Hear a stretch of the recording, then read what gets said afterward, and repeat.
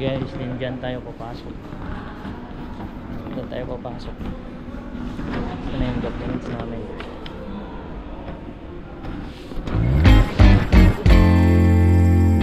Hey guys, what's up? Gabi na po at ang oras dito is 7:24 na. Ang gabi na. At ngayon ay si Mira nandun pa sa work. Hindi pa nag-overtime siguro yun. Ngayon ako wala kasi akong work kaya ako ang tagaluto dito. So ngayon lulutuan ko siya ng mega sardinas with itlog. So yun guys. So tara. Simulan natin. Ito yung gagamitin natin. Una maghiwa tayo ng sibuyas.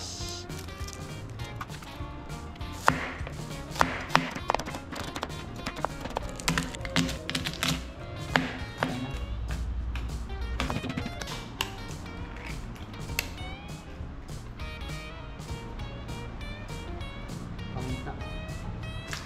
Konti lang.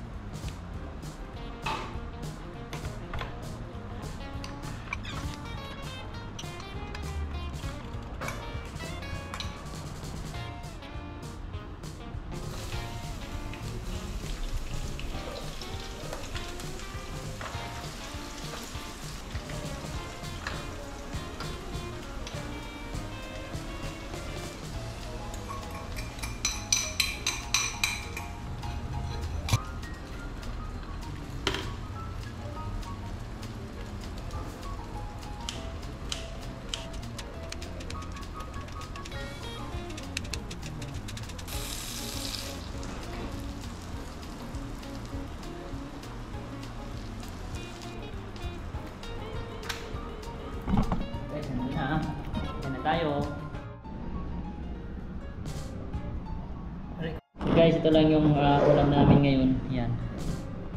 Kasi diet kami, diet.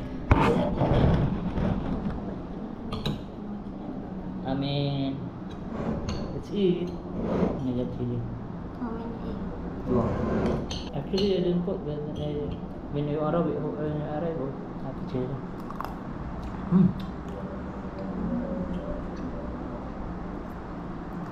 Sardines with egg.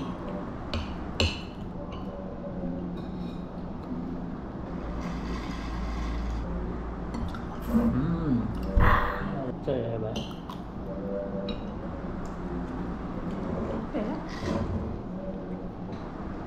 Guys, sarap pala. Sarap pala lagyan ng chili. Nilagyan ko ng chili kasi she like to eat chili. Chili pa padasa. Chili na ko ka. Masa? Ayoko. Ayoko ko so. Ano ay Boleh. Ha? Boleh. Boleh lah. Hoy. Sardines with egg. Padas.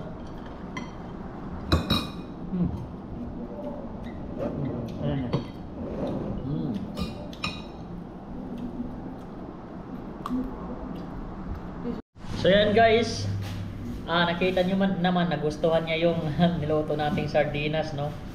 At yun, tapos so finish.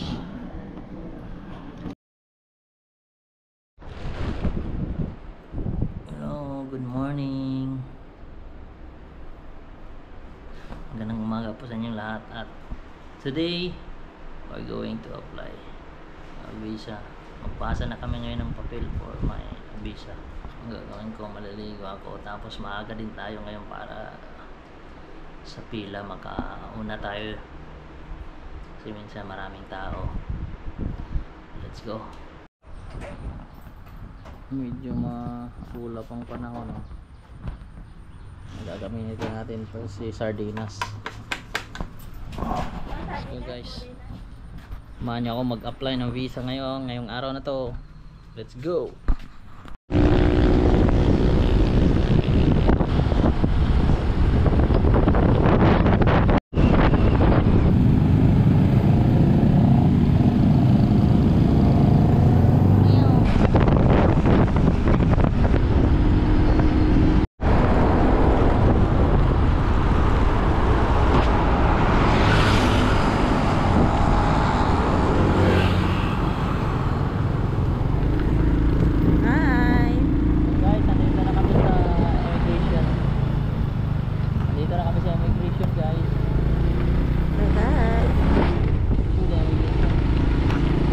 Kasama mo to?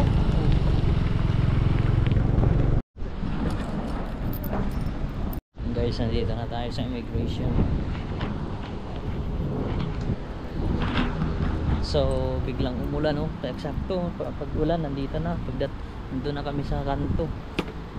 Nandito na kami sa immigration. Nandito kami sa Penang Immigration. Penang.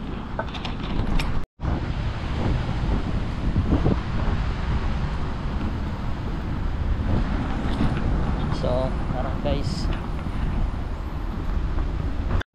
So guys, din dyan tayo papasok. Dito tayo papasok. Ito na yung documents namin.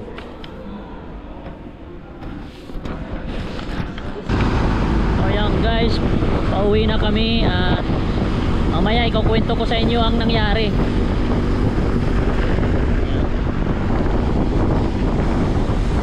Siya pinadrive ko.